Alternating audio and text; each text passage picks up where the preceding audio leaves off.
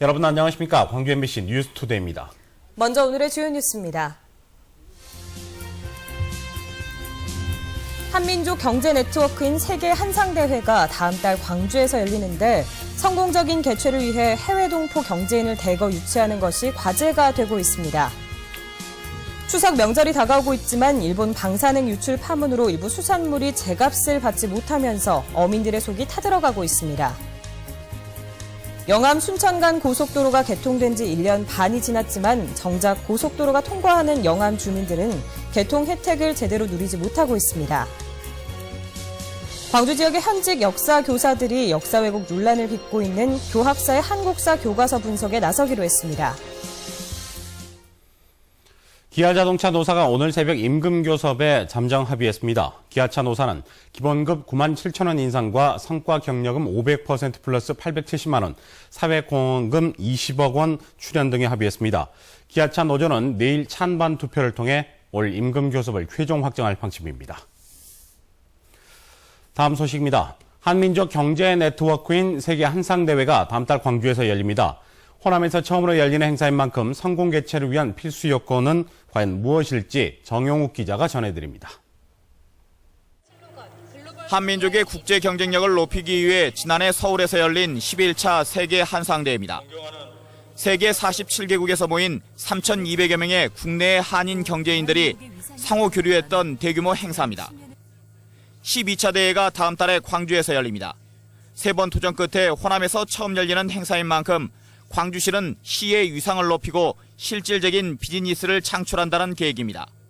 수출 상담회, 그리고 1대1 비즈니스 미팅, 그다음에 CEO 포럼 등 다양한 그런 경제적인 그런 효과를 가져올 수 있는 행사를 함으로써. 하지만 성공 개최를 위해서는 해외 동포 경제인을 얼마나 유치하느냐가 관건입니다. 지난 2002년부터 시작된 세계 한상대회는 국내 경제인들의 경우 해마다 참가자가 늘고 있지만 해외 경제인들은 1,000명 안팎에 머물고 있습니다. 해외 경제인들은 경쟁력 있는 제품을 찾는 반면 국내에서는 영세 중소기업들이 많이 참석하다 보니 눈높이가 맞지 않아 해외 참가자들이 늘지 않고 있는 겁니다. 좋은 상품들을 가지고 나와야지 그렇지 않았을 경우에는 그런 정말 무의미한 친목도모 내지는 일회성 이벤트 행사가 되지 않을까. 광주시가 올해 목표로 잡고 있는 해외 경제인 역시 1,000명이어서 이 경우 광주 한상대회 역시 국내 경제인들의 친목도모 행사라는 불명예스러운 꼬리표를 떼긴 힘들어 보입니다. 따라서 수출 활성화나 투자 유치라는 기본 취지를 살리기 위해선 한상대회를 지금처럼 국내의 경제인들을 무작위로 모집하는 게 아닌 맞춤형 비즈니스 형태로 전환해야 한다는 지적입니다. MBC 뉴스 정용욱입니다. 광주 지역의 현직 역사 교사들이 역사 왜곡 논란을 빚고 있는 교학사의 한국사 교과서를 분석합니다. 광주시 교육청은 오는 16일 역사문제연구소의 백영식 부소장을 초청해 광주 지역 역사교사 200명과 함께 연수를 진행하며 교학사 교과서의 내용을 분석하고 왜곡된 내용을 바로잡기로 했다고 밝혔습니다. 아시아문화개발원은 등기부 등재 과정에서 공석 중인 원장 직함을 썼다가 논란을 빚은 데 대해 유감을 표명하고 원장 직함을 의장 직무대행자로 변경 등록하기로 결정했습니다. 또 앞으로는 이런 일이 재발하지 않도록 정관에 대해 법률 자문을 받고 공석 중인 개발원장도 조속히 선임해달라고 문화부에 촉구하기로 했습니다.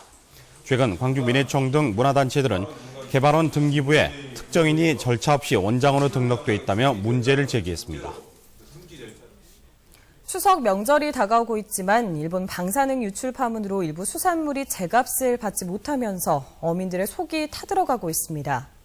국내산이라고 아무리 강조해도 발길을 돌리는 소비자들 때문에 상인들도 울상입니다. 김윤 기자가 취재했습니다. 폭염과 가뭄을 이겨낸 가을 입한장은 우렁찬 hun정소리로 활기차게 돌아갑니다. 모처럼 가을 갈치가 풍어를 맞으면서 윗판장도 새하얀 은빛으로 도배를 했습니다. 이달 들어 갈치 어획량이 320여 톤으로 지난해 9월 전체 물량의 절반을 넘을 정도입니다. 하지만 일본 방사능 유출 파문으로 갈치 가격은 큰 것 한 상자가 25만 원 선으로 16%가량 하락했습니다.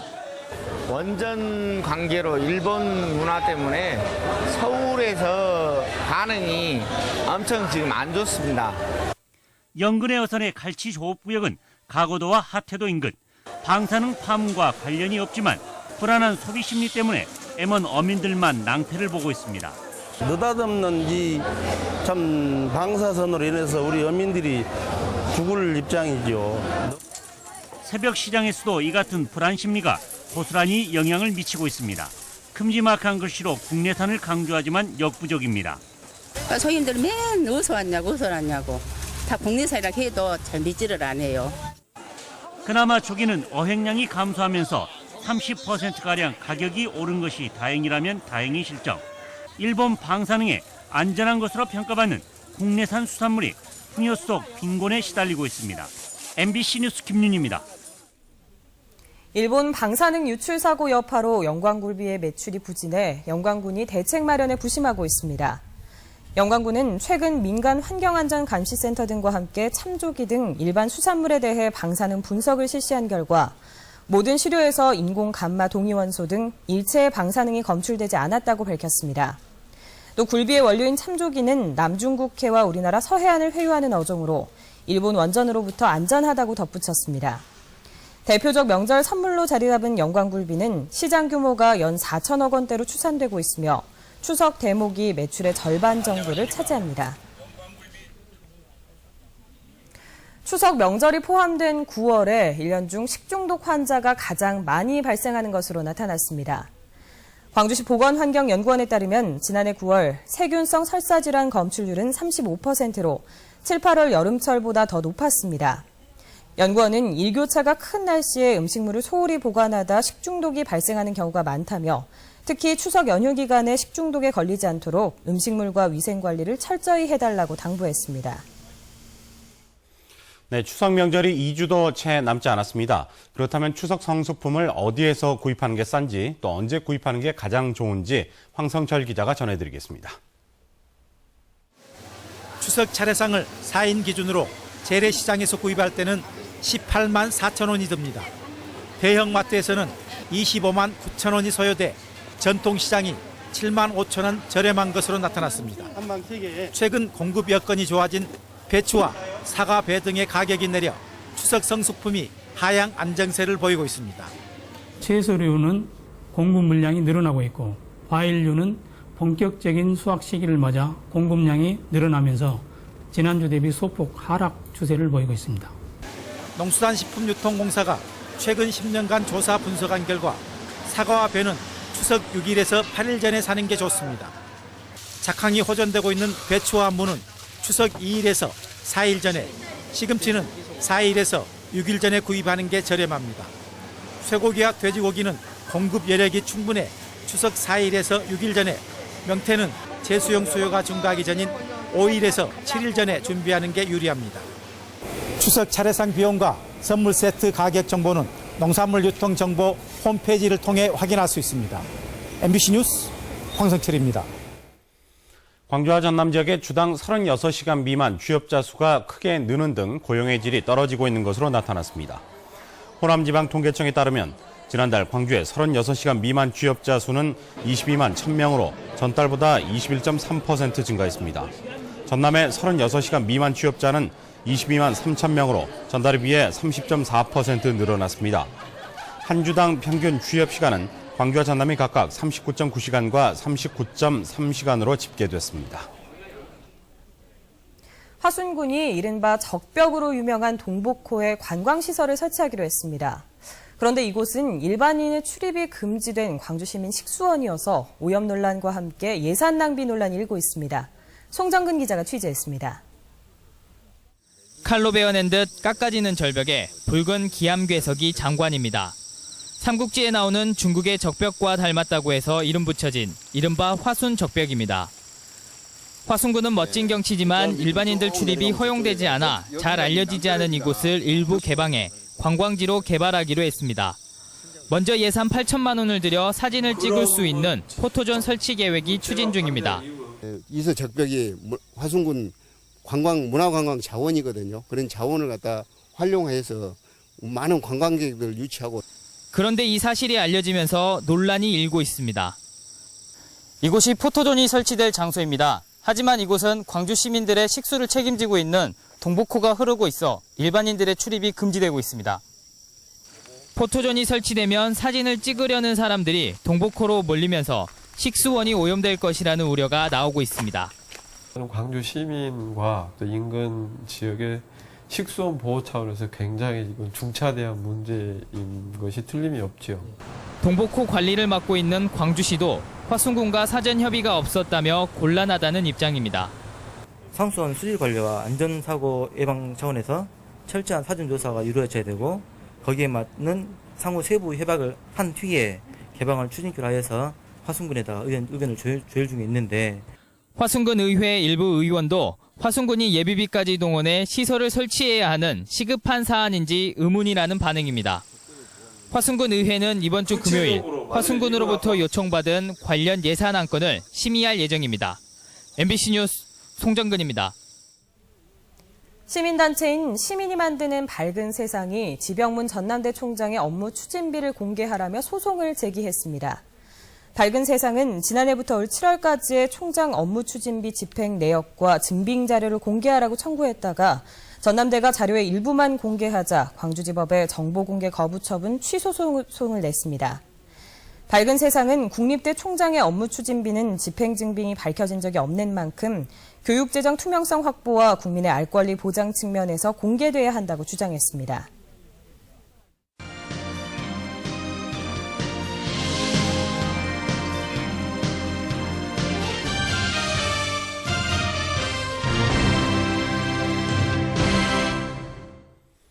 오랜 수건이었던 영암 순천 간 고속도로가 개통된 지 1년 반이 지났습니다.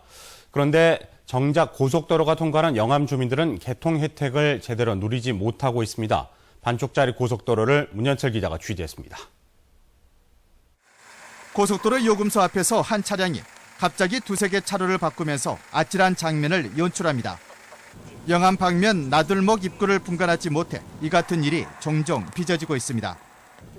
당초 요금소 직원의 간이 통행로를 나들목으로 사용하면서 요금소인지 나들목인지 헷갈린다는 지적을 받고 있습니다. 운전자들이 더 불편을 느끼고 있는 것은 이곳 학산 나들목이 목포 방면으로만 개방됐을 뿐 순천 방면으로는 막혀 있다는 것입니다. 이곳을 지나치면 영암 내 다른 나들목이 없기 때문에 강진까지 길게는 40km 가까이 돌아가야 하는 불편을 겪고 있습니다. 영암에서 순천 간 그 고속도로를 이용하려면은 성전이나 또 저쪽 서영암 그 3호 쪽으로 가서 그 고속도로를 타기 때문에 굉장히 불편을 느끼고 있습니다. 그래서 여기에 순천 방면에서 오는 업다운 진출로만 생긴다면은 이런 불편이 해소가 되고 우리 영암의 관광지가 문화유적지가 활성화가 될 것 같습니다. 고속도로 설계 당시부터 추가 나들목 설치가 요구됐지만 한국도로공사는 요지부동입니다. 도로공사는 경제적 타당성과 국도 2호선 이용 편의성 등을 감안할 때 설치가 어렵다는 답변만 되풀이하고 있습니다. 영암군을 관통하는 고속도로인데도 지역 주민들에게는 아주 불편한 반쪽짜리 고속도로로 전락했습니다. MBC 뉴스 문현철입니다. 여수공항의 활성화를 위해 서울노선 운항시각의 조정과 제주 노선의 증편 등이 검토됩니다. 여수시와 순천시, 광양시, 지역상의와 해양항만청, 경제자유구역청, 국내선 항공사 관계자들은 오늘 광양만권 공항 활성화 협의회를 발족하고 서울편 항공기의 여수공항 숙박과 제주 왕복 노선의 매일 운항, 중국, 일본 등 국제노선 검토 등 중장기적인 공항 활성화 방안을 논의했습니다. 참석자들은 또 이번에 논의된 내용이 실현될 수 있도록 적극 노력하는 한편 2, 3개월마다 협의회를 정례화한다는 데 의견을 모았습니다. 여수공항의 경우 전라선 KTX의 개통과 도로 여건 개선 등으로 승객 탑승률이 50%대로 크게 감소했지만 양대 박람회 개최 이후 항공 수요가 늘 것으로 전망되고 있습니다. 2013 광주 디자인 비엔날레가 쉽고 재미있는 작품들로 관람객들의 호응을 얻고 있는데요. 다른 미술관들도 일상생활과 지역 산업을 예술과 접목시킨 연계 전시를 마련해서 눈길을 끌고 있습니다. 박수인 기자입니다. 네모난 틀을 과감히 벗어던진 이 장식장은 물건을 올려두는 기능 위에 풍부한 색으로 아름다움을 더했습니다. 다양한 재질의 부드러운 곡선을 살린 이 의자들은 꼭 누군가 앉지 않더라도 존재감을 갖기에 충분합니다. 담양 대단미술관이 마련한 디자인 비엔날레 후원전에선 가구 디자인에 새로운 바람을 일으킨 국내외 거장들의 작품을 만날 수 있습니다. 작가들은 생활이 곧 예술이고 기능과 아름다움은 원래 하나라고 관람객들에게 말합니다. 많은 분들이 디자인을 보면서 생활 속에 이렇게 아름답게 가구를 형상화할 수도 있구나, 이런 걸 좀 느끼시는 것 같아요. 광주 은암미술관에선 다양한 장르의 미술과 빛이 만났습니다. 평면 그림인 관음 보살에 필름으로 효과를 주고 LED 조명을 비춰 입체감과 신비감을 살렸습니다. 한지 위에 그린 달밤에 은은한 빛을 더해서 청명하고 순수한 밤의 분위기를 표현했습니다. 디자인 비엔날레 기념전으로 마련한 이번 전시는 지역의 전략 산업인 LED와 미술을 융합해 빛의 아름다움을 구현했습니다. 빛을 소재로 해서 작업을 하면은 일반 평면 작품에 비해서 그 빛 자체가 미디어적 요소로서요, 작품마다의 특성을 좀 더 극대화시키는 역할을 하고요. 생활 속에서 아름다움을 발견하고 산업과 미술을 융합시킨 전시들이 디자인 비엔날레와 함께 변화무쌍한 예술의 향연을 펼치고 있습니다. MBC 뉴스 박수인입니다.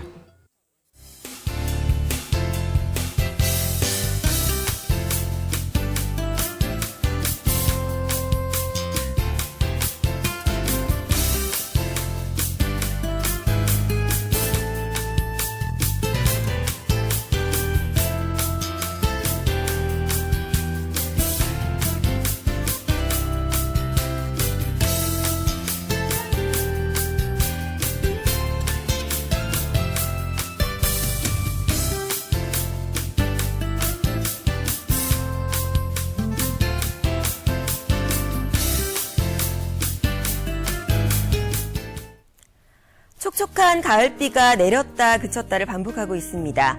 오늘 낮 동안에도 흐린 하늘에 때때로 비가 오는 곳이 있겠습니다. 이번 비는 주말까지 꽤 길게 이어질 전망입니다. 일단 내일까지 광주와 전남 지역은 5에서 20mm 정도가 예상됩니다. 많은 양은 아니지만 우산이 필요하겠고요. 빨래를 널기는 불편한 날씨가 예상됩니다. 현재 기온 20도 안팎으로 어제 아침과 비슷합니다. 오늘 낮 기온은 영광과 광주 26도, 구례와 순천이 27도로 비가 오는 동안은 제법 선선하겠습니다. 물결은 모든 바다에서 1m까지 낮게 일겠습니다. 비는 토요일까지 계속되겠습니다. 비가 오는 동안은 선선한 날씨도 이어질 전망입니다. 날씨였습니다.